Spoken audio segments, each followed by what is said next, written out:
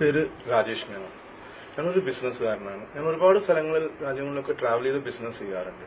ഞാൻ ഇപ്പോൾ ഈ കാര്യം പറയാൻ കാരണം, ഞാൻ ഈയിടെയായി സോഷ്യൽ നെറ്റ്വർക്കിങ്ങിലും ടെലിവിഷനുകളിലും പത്രമാധ്യമങ്ങളിലുമൊക്കെയായി മലപ്പുറത്തെ വിജയം ഒരു മതത്തിന്റെ അല്ലെങ്കിൽ ഒരു മുസ്ലിം മതത്തിന്റെ വിജയമായിട്ട് അല്ലെങ്കിൽ ഒരു ന്യൂനപക്ഷ സമുദായത്തിന്റെ വിജയമായിട്ട് ചിത്രീകരിച്ചതായും വോട്ട് തേടാൻ പോകുമ്പോഴും ഇത് കക്ഷികളും പല ആളുകളും പറയുന്നതായും ഞാൻ ഇടയായി കുറച്ചു കാലം നാട്ടിലുണ്ടായി കേൾക്കാനിടയായി.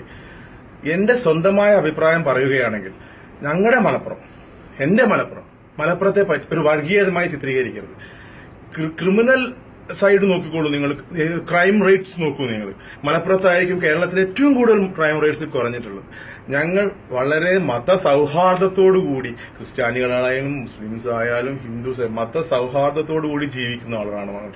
ഒരു മലപ്പുറത്തുകാരനാണെന്ന് ലോകത്ത് എവിടെ പോയി പറയാനും എനിക്ക് അഭിമാനമുണ്ട്. എനിക്ക് ഗൂസ് പിമ്പിൾസ് വരും. You can see that. ഈ വിജയം ഒരു മതസൗഹാർദ്ദത്തിന്റെ വിജയമായിട്ടേ കണക്കാക്കാൻ കഴിയുള്ളൂ. എന്റെ അച്ഛൻ 84 വയസ്സായ എന്റെ അച്ഛൻ additional secretary to government of Kerala ആയിരുന്നു. എന്റെ അമ്മ ഒരു ടീച്ചറായിരുന്നു. എനിക്ക് ഓർമ്മ വെച്ച കാലം മുതൽ അവർ കോൺഗ്രസിന്റെയും ലീഗിനും ഒക്കെ വോട്ട് ചെയ്യുന്നുണ്ട്. അവർ കോണിക്കാണ് ഏത് കാലത്തും വോട്ട് ചെയ്തിരുന്നത്. അത് എന്തുകൊണ്ടാണ്? ഞങ്ങളുടെ നാട്ടിലെ മലപ്പുറംകാരുടെ മതസൗഹാർദ്ദമാണത്. അതാണ് ഒരൊറ്റ അപേക്ഷ മാത്രമേ എനിക്കുള്ളൂ. ഞങ്ങളുടെ മലപ്പുറംകാരെ കൊച്ചാക്കി കാണരുത്. ഞങ്ങളെ ഒരു മതപരമായിട്ടുള്ള ഒരു സ്ഥലമായി കാണരുത്.